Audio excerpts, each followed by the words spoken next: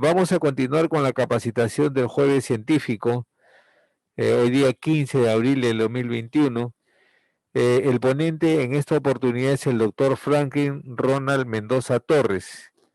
Él es médico intensivista de la Universidad Nacional Federico Villarreal, máster en nutrición clínica de la Universidad Nacional Mayor de San Marcos, miembro de la Sociedad Peruana de Medicina Intensiva, SOPEMI, instructor en la Federación Latinoamericana de Terapia Nutricional Clínica y Metabolismo y coordinador de la UCI Pediátrica COVID del Instituto Nacional de Salud del Niño de San Borja.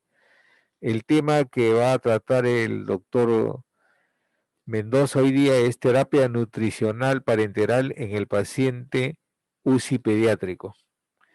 Le recordamos que deben registrar su asistencia en el link que aparece en el chat, en el chat que aparece para que puedan ser evaluados posteriormente, porque esto, como les vengo diciendo semanas atrás, va a tener una nota al momento de su evaluación sobre todos los residentes. Doctor Mendoza, adelante y bienvenido. Los amigos de nutrición, ¿no? Cuando hacen los cálculos para ver cuál es el requerimiento basal, pues le recomendamos que sí, el factor de estrés es fundamental y hay que considerarlo dentro del cálculo. Como podemos observar en este gráfico, ¿no? Comparativamente una cirugía electiva con una cirugía compleja. El requerimiento calórico y el estrés metabólico debe requerir un factor asociado. No podemos calcularle o darle la misma cantidad de calorías o proteínas a un paciente estable que a un paciente crítico. Y la diferencia entre ellos, obviamente, aparte del estado clínico y la consecuencia de muerte y mortalidad, tiene que ser el factor de estrés. Por tanto, recomendamos que el factor de estrés debe estar dentro del cálculo para los requerimientos calórico-proteicos y de micronutrientes en los pacientes críticos. ¿Cuál es el paradigma que se nos presenta en la UCI? El paciente está en estado crítico. Correcto, el paciente está en estado crítico. El paciente está hipercatabólico, está en fase de estrés. Y a este paciente crítico con hipercatabolismo, ¿qué es lo peor que le puede pasar? Lo peor que le puede pasar es que lo dejemos en ayuno, en NPO, con una ingesta baja, con déficit. Esto es lo peor que podemos hacer. Si el paciente tiene estado crítico y está en estrés, y si lo dejamos en NPO, el paciente va a la desnutrición aguda. Ojo, desnutrición aguda. Los pacientes se desnutren en los hospitales y este es el paradigma, lamentablemente, de la desnutrición. Si nosotros cambiamos este paradigma, hacemos que el ayuno se convierta en terapia nutricional parenteral precoz o terapia nutricional enteral precoz, pues el déficit que ya acumula en el estado de estrés o catabolismo elevado va a permitir que su fase anabólica sea mejor tolerada, y cuando decimos mejor tolerada es que el paciente va a anabolizar, va a sintetizar más rápido y estructuralmente este paciente va a poder compensar las funciones que tiene. Lo que nos interesa mucho en la UCI es el paciente en ventilación mecánica. El paciente en ventilación mecánica que está inmovilizado, que tiene infecciones, ese paciente va a tener mayor compromiso muscular, y sobre todo en los músculos intercostales y el músculo diafragmático, que es lo que más nos interesa para que el paciente pueda salir del estado crítico. Entonces, si este paciente crítico que está relajado, sedado, ¿no? Y muchas veces hay pacientes como los que vemos ahora en la UCI pediátrica, pacientes con COVID-19 que hacen par severo, con índice de oxigenación muy comprometidos, ¿no? Con pacientes que tienen requerimiento de ventilación mecánica de 5 a 7 días en la primera semana de compromiso respiratorio. Estos pacientes, lamentablemente, son pacientes que van a demorar salir del ventilador. Y esto como consecuencia de ese gran catabolismo en el músculo. Por eso hemos puesto este dibujo para indicar que si es un paciente que tiene ilio, disfunción aguda y no nos tolera la nutrición enteral, observamos que hay una distensión abdominal importante, observamos que hay un residuo bilioso importante, este paciente probablemente requiera nutrición parenteral. Entonces, lo mejor que podemos hacer para poder evitar que el paciente se prolongue en la ventilación mecánica es darle el soporte nutricional óptimo con los requerimientos que tenga en la nutrición parenteral para que no se consuma esta masa muscular. Recordemos que el aporte calórico reducido aumenta las complicaciones, el aporte proteico reducido aumenta las complicaciones. Por tanto, la nutrición parenteral nos va a permitir evitar complicaciones en un paciente crítico, va a evitar que ese hipercatabolismo, como la segunda fase de flow aguda, pues consuma más del 50% de la masa muscular y el paciente tenga más riesgo de complicaciones. Estos son los efectos sistémicos de la falla metabólica aguda en general, ¿no? Y si un paciente está hipermetabólico, hipercatabólico, tiene una respuesta de fase aguda importante, ahora estamos incluyendo dentro del monitoreo de fase aguda, tenemos a la ferritina sérica, que la estamos usando dentro de la UCI pediátrica, tenemos a los pacientes por ejemplo, que incluso están consumiendo complemento, los pacientes con Kawasaki que llegan a nuestro servicio, ¿no? También son pacientes que entran en esta gran respuesta inflamatoria. Si el paciente tiene disfunción gastrointestinal, ilio, residuo gástrico importante, abdomen muy distendido, doloroso, pues este paciente ya debe irse programando para un esquema de nutrición parenteral. Y mucho más la inmunosupresión. Los linfocitos son probablemente las células que más impacto clínico han dado, sobre todo con una disminución que es de menor a 10% en el caso de la fórmula leucocitaria. Cuando uno evalúa a un paciente con 5% de leucocitos, 3% de leucocitos, pues el grado de estrés que somete el COVID-19 a estos pacientes hace que tengan grandes implicancias hemodinámicas, ventilatorias y sistémicas. Por tanto, este es el efecto de cada uno, lo ponemos ahí, lo que hemos comentado, ¿no? La reducción de linfocitos juega un rol fundamental. Y imagínense esto en un paciente con leucemia. El paciente hipercatabólico, la enfermera, doctor, pero ¿por qué tiene glucosa 200? Si no le estamos dando ningún tipo de nutrientes, el paciente está en NPO hace 3 días. Es que esos 200 es consecuencia de una falla metabólica aguda, es consecuencia de todo el estado hipercatabólico que está presentando ese paciente en ese momento. Por tanto, el recambio muscular, la elevación o la pérdida de nitrógeno urinario, la inmovilización, la depresión celular, implica que nosotros debemos utilizar nutrición parenteral. Dentro de la nutrición parenteral, dentro del esquema de nutrición parenteral, también se considera la participación del zinc, de los oligoelementos dentro de la formulación, porque hay muchos pacientes que cuando depletan la masa muscular, también depletan bioelementos y también depletan zinc. En el caso de la hiperglicemia, y nosotros queremos manejar una velocidad de infusión de glucosa óptima para ese paciente, pero también sabemos que estos pacientes pueden llegar a niveles de glucosa que van a generar mayor daño en el metabolismo. Un paciente hiperglicémico es un paciente que tiene 3 veces más riesgo de hacer infecciones. Por tanto, el NPO con una hiperglicemia nos lleva a 3 veces más posibilidad de hacer una infección intrahospitalaria o una infección en UCI. Y lo vemos todos los días. Un estado de hiperglicemia severo me lleva a mayor consumo metabólico y mayor catabolismo o consumo de masa muscular. Entonces, la homeostasis de la glucosa en general, para evitar un gran compromiso hemodinámico, si bien es cierto, los estudios nos hablan de glucosas probablemente por encima de 110 hasta 180, esto también puede darse o puede generar gran compromiso hemodinámico.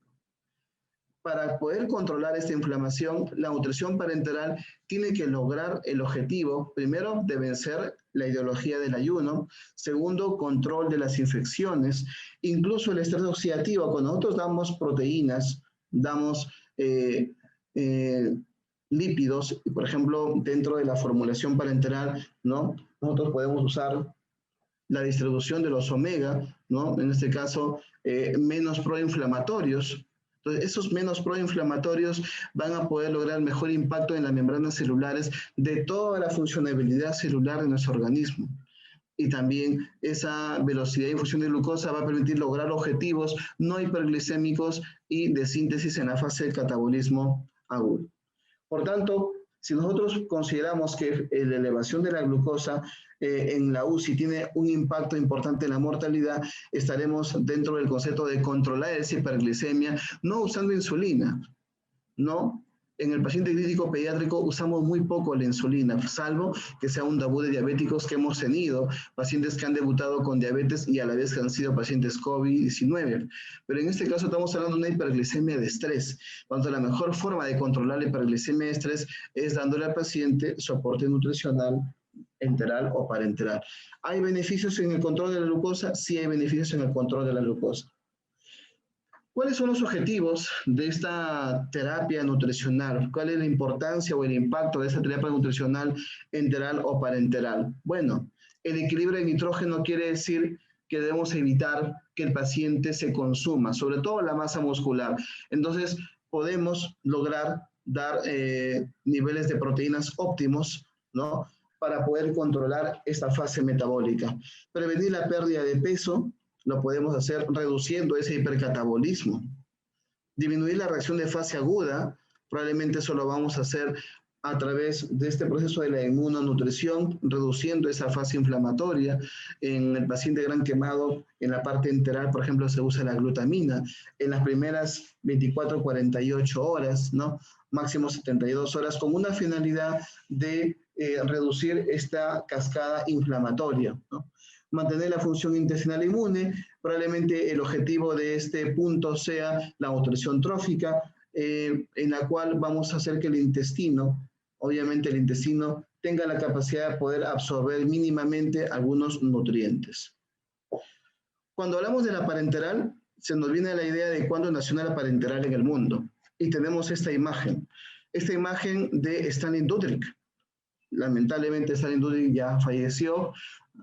Recientemente, el año pasado, tuvimos la noticia de su fallecimiento. Él, como un estudiante de cirugía, hizo primero investigaciones, ¿no?, en animales, en perros, y luego los primeros pacientes que pudieron recibir la nutrición parenteral en el mundo fueron los pacientes de neonatología. Por lo tanto, la nutrición parenteral genera un impacto en el mundo y nace en la neonatología cuando se tiene que manejar a los pacientes con intestino corto. Entonces, gracias a eso se descubre la nutrición parenteral.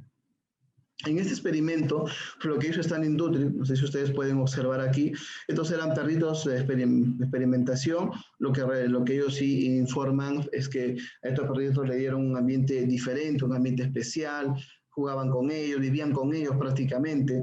Eso ayudó mucho en el experimento. Aquí estos tenían un catéter adaptado para aquellos años, ¿no? Y estos perritos que estaban con nutrición enteral, o vía, ¿no?, vía directa, no había ningún tipo de dispositivo, y compararon las tasas de crecimiento. Ustedes pueden observar las tasas de crecimiento de los que tuvieron, ¿no?, de este grupo, ¿no?, o de este grupo que tuvieron el catéter y desarrollaron, con respecto a los que no tuvieron catéter y no tuvieron nutrición parenteral, porque por aquí les administraron fórmulas de aquel entonces, fórmulas básicas, elementales, de aminoácidos, carbohidratos. Entonces, con respecto a los que no lo recibieron, la tasa de crecimiento no tuvo impacto clínico, o sea, no hubo diferencia significativa en el uso de la parenteral en los perros de experimentación en la fase 1 con respecto a los otros animales que recibieron nutrición directa. Por tanto, es aquí donde se descubre la nutrición parenteral en el mundo. Bueno, el año 2015 en Argentina tuve la oportunidad de conocer al doctor Dudrick, ¿no?, que publicó su libro, pues, sobre nutrición parenteral, Avances en la Ciencia, en el año 68. Y este es el esquema original de lo que logró Stanley Dudrick con su primer paciente, que fue un paciente de neonatología, ¿no? La primera indicación de nutrición parenteral en el mundo. Bueno, el objetivo de la nutrición parenteral y la nutrición enteral es reducir la prevalencia de la desnutrición hospitalaria. Nosotros como institución, como instituto, tenemos ya algunos datos o estándares sobre el porcentaje de desnutrición. Y créanme que el porcentaje de desnutrición en UCI está escrito, y creo que es lo correcto, de 40 a 60%.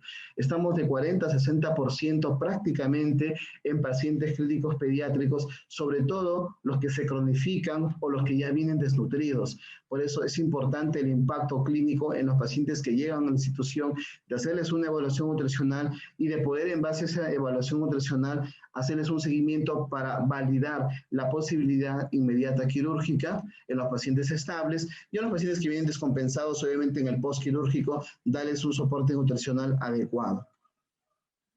El desbalance prácticamente de la nutrición en pediatría es entre la necesidad que tiene el niño y la ingesta, ¿no?, como resultado de un déficit acumulativo de energía. ¿Qué quiere decir esto?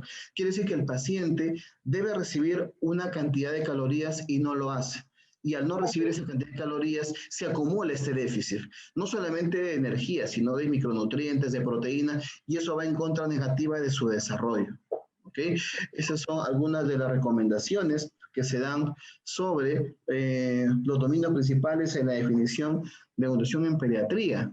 Y como ustedes ven, la antropometría, la etiología, la cronicidad, el desequilibrio de nutrientes y los resultados acá nos mencionan lo siguiente: la pérdida de masa corporal, debilidad muscular, retardo en el desarrollo, infecciones, problemas inmunitarios, dificultades en la cicatrización o incluso grandes estancias hospitalarias. La desnutrición es el peor enemigo de un paciente cuando queremos que mejore su estado o comorbilidad. Tenemos que darle un buen soporte nutricional para sacarlo rápidamente ese paciente de su descompensación, o si no, el paciente se cronifica dentro de la institución. Y algo importante, la inflamación. Un paciente inflamado y desnutrido es un paciente que tiene este camino, y nosotros todos los días lo vemos en nuestros pacientes hospitalizados o en UCI, ¿no? Esa inflamación genera una alteración de consumo proteico, genera estrés metabólico, hiperglicemia, el paciente se hincha, el paciente se va desnutriendo, va acumulando líquido, porque en ese proceso de desnutrición e inflamación, el paciente hace que su endotelio se lesione y libere mucha agua al extracelular y se pierde albúmina, y ese es el principal mecanismo de edema periférico en el paciente. Por tanto, si a un paciente le reducimos los nutrientes, este paciente que su última comida fue, por ejemplo, el día anterior a las 8 de la noche, y al siguiente día tiene una tomografía y tiene que estar en NPO 6 horas, y la tomografía no se pudo hacer y se hace en la tarde, y ya tiene 10 horas de ayuno, y en la tarde le dicen que tiene que ser en la noche a primer turno, y de pronto el paciente le dicen que no, que mañana a primera hora, y el paciente ya está con un día en NPO, y las horas van pasando, y el metabolismo no nos perdona. La glucogenólisis se da a las 16 horas, la gluconeogénesis a las 30 horas.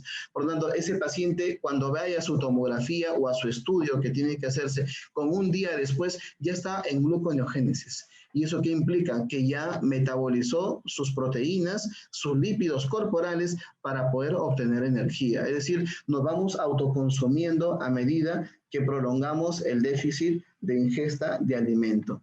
Entonces, el déficit de ingesta altera la composición corporal, genera disfunción orgánica. El NPO, debemos de evitar el NPO lo máximo que se pueda, porque el NPO va a hacer que la masa magra, la masa muscular, se consuma. Y si un paciente se consume y lo hace a diario y lo hace durante semanas o durante meses, ese paciente tiene alto riesgo de mortalidad. Por tanto, múltiples ayunos para procedimientos, comidas hipocalóricas, comidas no vitales para un niño, ¿no? Y aquí importante el trabajo de nutrición en su institución para poder darle a los niños la alimentación también de acuerdo a su nivel cultural, de acuerdo a su nivel social, es decir, los que vienen de la costa, la sierra, la selva, esos niños que no están acostumbrados a comer lo que nosotros comemos en Lima. Eso también genera un impacto importante dentro de su hospitalización para que el niño se pueda evitar su desnutrición posterior. Y si el niño requiere nutrición parenteral, pues se lo haría ya inicialmente o precozmente, si se prepara para una cirugía o después de la cirugía, ¿no? Entonces, registrar las fórmulas, la alimentación que tiene, los horarios deben ser flexibles, no rígidos, no usar mucho fluidoterapia. Muchas veces abusamos de los líquidos y eso hay que reconocerlo, tanto en UCI como en hospitalización. Pensamos que una destroza al 5% es la solución, y eso nos va a dar ciertamente la tranquilidad para entender que con eso sería suficiente. Pues no es así, el metabolismo no es así. Si tú le das solamente glucosa o infundes glucosa, vas a controlar probablemente los niveles de glucosa en sangre, pero no vas a controlar el hipercatabolismo. El 70% del hipercatabolismo se da con infusiones de dextrosa al 5%. Por tanto, tenemos que lograr no solamente pensar en la B y G, pensar que si ese paciente no recibe proteína, se va a consumir y se va a catabolizar.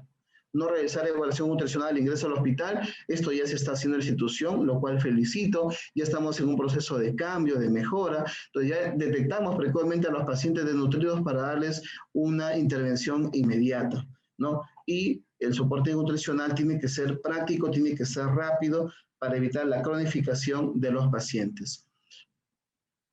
Para terminar, yo podría decir lo siguiente, que nosotros en la institución no contamos, siendo un instituto, no contamos con una unidad de soporte metabólico nutricional.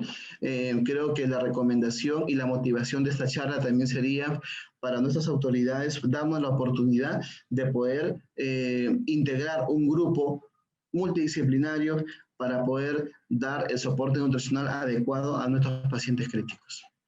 Bueno, eso sería todo. La Oficina de Docencia e Investigación agradece al doctor Franklin Mendoza por su gentil ponencia y también por habernos compartido su experiencia profesional. Agradecemos a todos los participantes, los esperamos el próximo jueves. No se olviden también que la asistencia siempre va a estar dentro de la ventana del chat. Muchísimas gracias, buenas tardes. Muchas gracias y buenas tardes a todos.